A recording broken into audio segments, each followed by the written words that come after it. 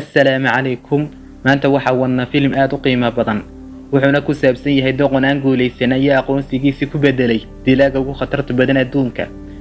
Filimku wuxuu ku bilaabanayaa Teddy isagoo isku dayaya inuu duubo xayeysiisyada alaabooyin cusub oo rabo inuu iibiyo. Wuxuuna ku bilaabayaa xarka fidsan suul plastic ah oo kor loogu qaadayo heerkulka marka la shaqeynayo iyo meel lagu cabirayo dharka aad rabto waliba si deganaan leh. Dhammaan fikradahani waa dib u dhac inkasta oo Teddy dadaalkiisa iyo xamaasadiisa uu sii wado. kadib waxaan ku boodnay baabuur ku dhex socda Sahara Utah wuxuuna istaagay baabuurkii banaanka. waxaa ka soo degay nin lagu magacaabo Toronto. qolkan nin ayaa ka soo baxaya.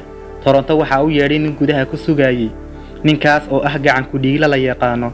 wuxuuna ugu yeedhay maxbuus cadeymo ka raadinaya Toronto oo uu ka rabo sidoo xog uga helo. isla markiiba wuxuu bilaabay inuu xogta ka soo saaro maxbuuska. maxbuusku wuxuu isku dayayaa inaan la dilin, laakiin Toronto ayaa kulileeyay mididiisa oo bilaabay inuu ku jarjaro maxbuuska qaybihiisa kala duwan ee jirka. ninkii ayaa ka tanaasulay xogta oo sheegay. kadib ninkii uu yeedhay Toronto ayaa toogtay maxbuuska. haddana waxaan ku laabanaynaa Teddy oo xaaskiisa u rajeynaya nolol farxad leh oo uu sheegay inuu geynayo dhakhtar. Lori aad buu u jeceshahay ninkeeda, waxayna u sheegtay Teddy inay xisaabteedu adeegsato markay soo adeeganayso inay Teddy ku xantaan inuu yahay doqon. Teddy wuxuu ka xumaaday in sidaas la yeelo, laakiin waxa kale uu sheegay inuu sababay khalkhalka badani. Lori waxay ku dhiirigelisay inuu fikradiisa ganacsi u soo jeediyo maskaxdiisa. Teddy wuxuu u sheegay inuu arrinkaas samayn doono. Teddy markan waxa uu baxay shaqadiisa isagoo u qaybinayo waraaqo yaryar qof kasta uu soo gaaro. kadib wuxuu yimi goobta jimicsiga ee uu ka shaqeeyo oo wuxuu la wadaagay madaxdiisa fikradiisa ku saabsan ganacsiga. laakiin Teddy maamulihiisa aad uguma qancin, wuxuuna ugu yeedhaa Teddy fikrada ugu doqonnimada badnayd abid. waxa kale uu ku canaantay inaanu si sax ah u nashqadayn waraaqaha maadaama uu Teddy ilaaweyn ku daro ciwaanka iyo telefoonka shirkadda. maamuluhu Teddy wuxuu ku yiri nin aad u fiican ayaa tahay, laakiin waxaad u baahan tahay qof aad u xun oo ku cayriya. kadib maamuluhu Teddy wuxuu ka eriyay shaqada isagoo sidoo kale fikradiisa ganacsi ku tuuray qashinka. dhanka kale Toronto wuxuu yimi gurigiisa, waxaana aragnaa inuu leeyahay meel aad u wanaagsan oo casri ah oo geed u xaliyay ku dhex yaal. wuxuuna bilaabay quraacadiisa. kadib isagoo quraacanaya waxa soo wacay qof la yiraahdo Hander. yar kadib wuxuu quraac qurux badan u karinayaa nafsadiisa. Hander wuxuu u sheegay heshiis naadir ah kaasoo bixin doona lacag dhan $2 milyan. heshiiskaas wuxuu dareenkiisa soo jiitay Toronto. wuxuu u sheegay inuu aado Ononcoke uu halkaas ka helayo qol lambarkiisa iyo macluumaad kale. sidoo kale Teddy iyo Lori waxay yimaadeen Ononcoke markii shaqada laga soo cayriyay. isaga iyo xaaskiisa waxay ku dhex socdaalayeen highwayga Ononcoke, laakiin Teddy wuxuu si khaldan u akhriyay qolka lambarkiisa wuxuuna galay qolkii loo soo diray Toronto. sidoo kale si khaldan ayaa loo fasiray sanduuqa Teddy, waxaana ku jira walxaha xunxun ee loo yaqaan Startin. weli isfaalaantii way socotaa. Teddyna waxaa lagu qasbay inuu xog ka helo maxbuuska. Teddy waa niyadjabay oo wuxuu isku dayayaa inuu ordo, laakiin tuugadu Teddy Toronto ayuu u malaynaysaa. Torontona qolkii Teddy ayuu galay. nambarada qolalka uu kala bedelmay. markan Teddy waa fahmay in lagu khaldayo tuug, wuxuuna isku dayay inuu dhaqmo sidii tuugada. wuxuuna markan damaaciyay inuu isticmaalo aqoonsiga tuuga. wuxuuna bilaabay inuu cabsi geliyo maxbuuska, laakiin sidoo kale maxbuusku waxaantay siduu runta uga ogaado. wuxuuna ku yiri waa inaad ii sheegtaa macluumaadka si ay labadoodu uga badbaadaan meesha. Teddy uu ku guuleystay inuu xogta ka helo maxbuuska. tuugada ninkii madaxda u ahaa ayaa xogta la helo u diray nin Cornell ah, laakiin inta aanay wax badan samayn bacagacmeed muujinaysa inay dhammaan ku hareereysantay FBI-da ayaa lagu turay qaybta hoose dabaqa. sidoo kale Teddy waa la qabtay oo waa la qaaday, laakiin waxay si dhaqso u gartay in ninka noqon karin Toronto, laakiin ma sii deyn karaan sababtoo ah ninkii qolka kula jiray ayaa Teddy ka qaaday sawir cadayn ah oo ma sii deyn karaan. markan FBI-du waxay soo saartay amar ay ku baabiinayso Toronto iyo tuugadiisa. ninka FBI-da madaxda u ah ciidankiisu waxay u sheegeen inay dilaaga Toronto iyo afadiisa wax ka qabtaan, laakiin ma garanayaan FBI-da waxay dilaaga Toronto qorshihiisu u ahaa. waxay ku qasbeen Teddy inuu sii wado iska dhigisiisa Toronto, laakiin Teddy ma xiisaynaya kaliya waxa uu rabaa inuu dib ugu laabto xaaskiisa iyo xafladii dhalashadeeda. sirdoonku waxay ku qanciyeen in wakiilka Santoro ilaalin doono xaaskiisa oo uu ka warwarin. Santoro wuxuu u sheegay inuu wax walba saxayo. waxa kale ay kala xaajoodeen inay bixinayaan deymihiisa si ay u helaan iskaashigiisa. Teddy telefoon ayuu kula hadlay xaaskiisa, wuxuu u sheegay inuu hayo bandhig oo uu biri la kulmi doono xaaskiisa. Toronto isla markaas si qarsoodi ayuu u galay goobta uu dambigu ka dhacay ee qolka. wuxuu helay rasiid uu ku qoran yahay magaca Teddy iyo faahfaahintiisa. wuxuu jabsaday akoontigiisa. wuxuu helay fiidiyowyadiisa tababarka. wuxuu daawanayaa muuqaalka Teddy oo la hadlaya maamulihiisa ay ka wada hadlayaan waxa xigeen la samaynayo. marka si toos ayuu soo abaaray dhinaca Teddy-na waxaa loo soo kaxeeyay si uu la kulmo Mimi. Teddy waxay israacay ciidamadii Ken iyo Mimi. dhinaca kale Toronto waxa uu soo galay baabuurka wakiilka oo ku qasbay inuu raaco uu geeyo dadka meeshay tagayaan. Teddy iyo ciidamadii waxay fuuleen diyaarad ku sii jeeda dhinaca Puerto Rico. Toronto wuxuu soo galay diyaaradda oo isku muujiyay inuu yahay ninkii raadinayay FBI-da, laakiin ma rumaysna ciidamadu waxay u haystaan inuu Teddy yahay dilaaga dhabta ah. Toronto wuxuu isku cadeeyay marka inuu dilay ciidamadii Mary. Toronto sidoo kale wuxuu badbaadiyay Teddy markay ku dhawaadeen inay labadooduba ka soo dhacaan diyaaradda, waxayna ku soo degeen beer dhexdeed, waxayna bilaabeen in lugahooda ku baxaan markay diyaaradda qaraxday.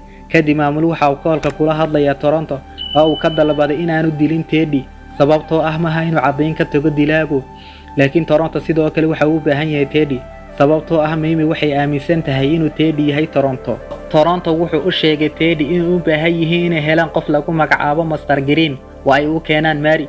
marka xigta waxaan u wareeganaa koorsada golofka ee Mimi nishaar guduudan xidhan ayaa ka soo degay. laba nin ayuu la kulmay, wuxuuna u sheegay inay soo dirtay Mimi. wuxuu dilay mid ka mid ah ragga isagoo ku dilay usha golofka. ninkii kale wuu orday, waxaana soo wacday Hunter. Mimi waxay u sheegtay inuu aado Puerto Rico marka uu shaqada uu qabto uu qaadan doono $2 milyan wuuna ogolaaday. usha golofkiisa wuxuu u bedelay qori uu toogtay markhaatigii orday. Teddy iyo Toronto waxay yimaadeen Puerto Rico. Toronto waxa uu barayaa Teddy sida loo labisto sida loo dhaqmo si dadka looga dhaadhiciyo inuu Toronto yahay. kadib waxay yimaadeen meel lagu qabanayo shirka tiknoolajiyadda. Teddy waxa la geeyay qol 4 nin lagu haysto. tuugada mid kamid ayaa u sheegay Teddy ragga mid kamid inuu yahay Master Green, uu u baahan yahay inuu ogaado cidda uu yahay, una rabo inuu kaxeeyo Washington. Toronto waxay ku hagaagsaa Teddy waxa la samaynayo oo ninka uu cabsi geliyo intii karaankiisa ah. ficilada iyo midiyaha uu adeegsada Toronto inuu isticmaalo si loo fahmin. Teddy wuxuu ku dadaalayay sidii uu jiliinka iyo falka u sii wadi lahaa, laakiin isagoo ku gacan haadinaya mid kamid ah midiyaha, wuxuu si lama filaan ah isha hoosteeda uga dhuftay midida mid kamid ah ragga. tani waxay ka dhigaysaa Teddy inuu buko oo ninka ayuu dul maray kadibna ninka kale. si kastaba ha ahaatee tuugadu waxay ogaatay Teddy inuu xidhan yahay dhago oo qof ku wada xiriirayaan. kadib Toronto ayaa yimi oo wada dilay tuugada. waxay weydiiyeen Master Green sababta uu ugu baahan yahay Mary. wuxuu u sheegay si ugu shaqeeyaan Mary halkaasoo walxaha qarxa ku sameeyaan, waxayna ka dhigeen qaraxa mid u eg gariir dhulka hoostiisa ah. wuxuuna u sheegay 2 sano ka hor. General Hansen wuxuu weydiistay inay ka caawiyaan mashruuc sir ah oo la magacaabin. ninkani waxa uu ahaa shaqaalaha Mary waxa uu rabay suulka Green sababtoo ah suulka Green waxa ku xiran qalabka qaraxa sameynaya, waxayna qorsheynayeen inuu isticmaalaan qaraxa si uu qarxiyaan safaaradda Venezuela ee Washington. Toronto ayaa ninka suulka ka jartay, taasoo Teddy uu aad u nacay, waxayna markaa u sii jeedaan Washington. Teddy weli waa loo baahan yahay si uu dhiibo suulka, laakiin Teddy waa diiday. iyagoo ku dhex jira doodoodii Mimi ayaa soo weerartay. dagaal baa dhacay. Teddy-na waxa laga tuuray meelaha qaarkood. Toronto-na waxay go'aansatay inay ka takhalusto Mimi waqtiga la joogo, waxaana toosay Teddy kaasoo dabada laga toogtay. Toronto waxa uu wacay inuu siinayo war cusub. Teddy markan waxa uu ogaaday inay Toronto been u sheegtay, waxayna u sii jeedaan Washington. tuulimaadka dhexdiisa Teddy waxa uu isku dayay inuu sheego Toronto inuu akhriyo galkiisa una ka xun yahay waxyaabo uu soo maray yaraantii. Toronto way istifaacday oo u sheegtay Teddy inuu isku dhex galay arrimahan isagu sababtoo ah maaha inuu ilaawo isagana, laakiin Toronto wuxuu isku dayay inuu bedelo dabeecadiisa, laakiin waa fulay aan waxba samayn karin. wuxuu u sheegay Teddy inuu samayn doono habeenka waxay casho la aadaan. markan waxay casho la aadeen Lori iyo gabar ay saaxiib yihiin Lori oo Anna lagu magacaabo, laakiin FBI-da ayaa isha ku haysa waxayna ogaatay inuu la joogo Toronto. Teddy-na waxa uu ogaaday inay imanayso Mimi, wayna baxeen. Mimi waxay ku xidhay qolka kaydka labadooda oo ay ka qaadatay suulkii. Hunter ka dambeeya Mimi ayaa sidoo kale shaaca laga qaaday. Teddy iyo Toronto waxay xadeen baabuur boolis oo ay ka haysteen si uu la kulmaan Mary. Toronto wuxuu u sheegay Teddy inuusan dilin bartilmaameedkiisa sababtoo ah waxa uu leeyahay ilmo yar oo ku sugayay gaariga dhexdiisa. kadib ninkaas uu sii daayay ayaa aflagaadeeyay Toronto wuxuu u sheegay inuusan doonayn inuu hadda qof dilo, kaliya uu qaato lacagta oo laga yaabo inuu furto maqaayad. Teddy-na waxa uu suulkii u geeyay Mary, inkastoo Hunter ku adkaysay inaanu suulkii saxda ahayn. markay isku dayeen isticmaalaan waxay ogaadeen inuusan suulku shaqaynayn. dhinaca kale FBI-da ayaa u tibisay u qabato Mary iyo xulafadiisa. Mimi iyo Hunter way ka baxsadeen.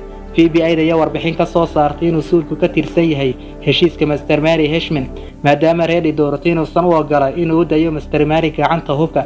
sidaa darteed Mary uu rabo inuu kaliya hubka gacanta uu ku dhigo oo uu kala wareego Reddy. Teddy wuxuu ku soo noqday gurigiisa si uu helo Lori, laakiin Lori way ka tagtay oo waxay joogtaa guriga hooyadeed isagoo ogaaday inuu waayo shaqadiisa oo been u sheegay xaaskiisa isagoo u tartamaya sidii u joojin lahaa arrinkan waa la soo weeraray oo waxa uu ku dhawaaday inay disho Mimi laakiin Toronto ayaa u yimid si uu badbaadiyo Teddy waxayna la dagaalamay dhowr gacan ku dhiigle oo u yeedhay Hunter waa soo baxay isagoo dalbanaya lacagtii $2 milyan ee uu soo dhacay Toronto eriyasha kadib Hunter ayaa bam gacmeedii ku soo tuuray Toronto iyo Teddy waxayna ku dambeeyeen warshad laakiin Teddy waxa uu jiiday kabaalka uu ku riday Hunter kadib Teddy wuxuu cararay banaanka laakiin Toronto soo raacay nin ayaa baabuur ku dhuftay Teddy waxa uu ku booday baabuurkii oo uu raacay ugu dambeyntii Teddy waxa uu kula heshiiyay Lori saldhigga tareenka agtiisa baabuurkiina waxa burburiyay tareen soo socda tanina waxay ka dhigaysay in lacagtii $2 milyan uu tareenku jiiray sanad kadib Teddy iyo Lori waxay filaanayaan inay ilmo helaan dhinaca kale waxaan aragnaa Toronto waxa uu sameeyay riyadiisii ahayd inuu furto maqaayad u gaar ah oo wuxuu xiriir la leeyahay Anna Teddy waxa Toronto ugu hambeliyay lamaanihiisa cusub haddana Teddy ayaa Toronto u soo bandhigay lacag yar kadib Toronto ayaa gees ula baxay si Teddy ugu hanjabo waad ku mahadsan tahay daawashadaada haddii aad rabto inaad aragto muuqaalo badan oo kan oo kale ah subscribe ta saar like tuna waa dhiirigelin